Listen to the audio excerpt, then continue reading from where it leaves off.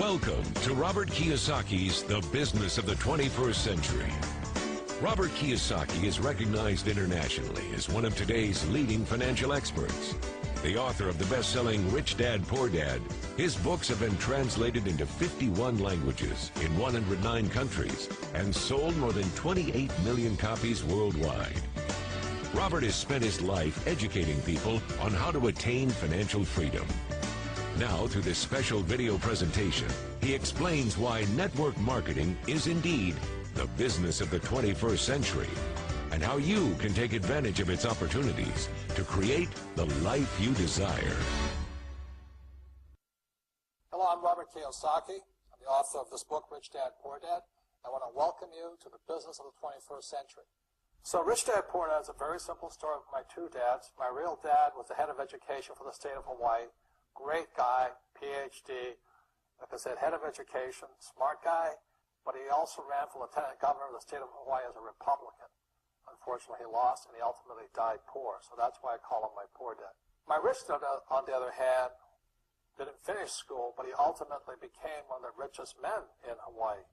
So he was my best friend's father, and starting when I was just the age of 9, my rich dad began teaching me about money and business, and why the rich are getting richer, and why there's this big gap between the rich and everybody else today. So Rich Dad is a very simple, true story about two fathers, Rich Dad and Poor Dad, tell their two sons about money.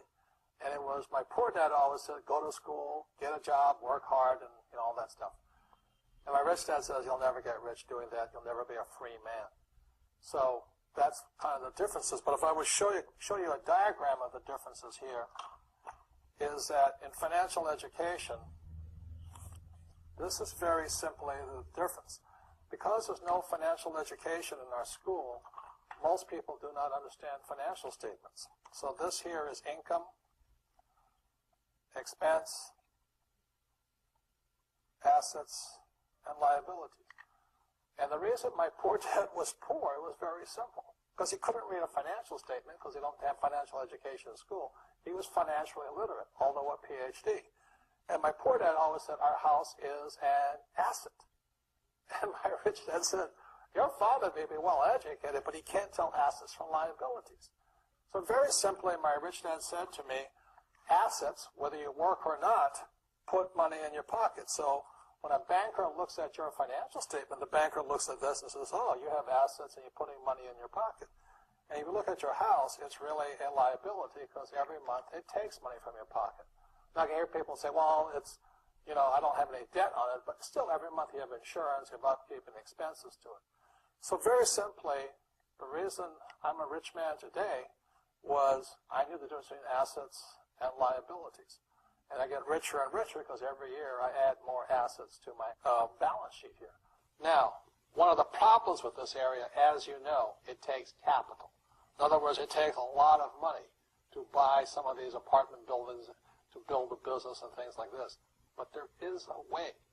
There is a way to do it with very little capital, and that's what I'm here to talk to you about. It's about a business for the 21st century. As an entrepreneur, I have built many businesses from scratch, and as some of you know, a lot of them crashed also. Statistics show that most new businesses fail within the first 5 years, 90% in fact. And of the 10% that survive, the remaining 10% crash in the second 5 years. So in other words, most are gone in 10 years. So I've looked at many different models, and one that stands out for me is network marketing. And the reason for that, it takes very little upfront cash. It is low overhead. You can do it part-time. It means keep your daytime job, but do this part-time. So let me tell you about my introduction to network marketing because I had a very closed mind to it. Since I can build my own businesses, I said, why do I need a network marketing business? But about 15 years ago, I have a good friend, his name is Bill, and this guy is the best real estate investor I know. He has tons of assets in here. So I said, Bill, why did you start a network marketing business? And it's simple. His answer was very simple. He says, it's my way of helping people. But more importantly, he says, the reason most people can't invest in real estate is because they don't have a business. They don't make enough money simply because taxes, debt, inflation, and retirement savings are killing them. They cannot even invest. So my friend Bill, who was a professional real estate entrepreneur, he says, I started a network marketing business so the people that worked with me could start their own business and then invest money with him. So with that, I realized then that network marketing wasn't about making money, but it was about helping people to help other people make money so they become financially free. So the beauty of network marketing, I said, like it's very low entry point, doesn't take much money, you can do it part-time. And where you profit is in most big corporations is they spend millions, sometimes billions of dollars in advertising.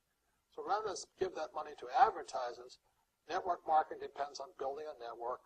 It's called word of mouth, like you recommend a movie to a best friend. So really, the reason I support network marketing, because it's about people helping people build assets in the asset columns, becoming business owners, and then becoming investors, rather than going through all of this here, which most E's and S's go through. In this section, I want to talk to you about a different kind of quadrant. Years ago, I found out there was 4 kinds of people in the world. You know, one type are people who must be right. These people know all the right answers. They went to school, they know everything. You can't tell them anything. This is not a good business for them because their minds are too set. Another kind of person is a person who must be comfortable. You know, the house could be on fire, but they're still watching TV, eating a hot dog, watching what's going on in the world. These people are toast because the world economy is not coming back. The world economy has moved on.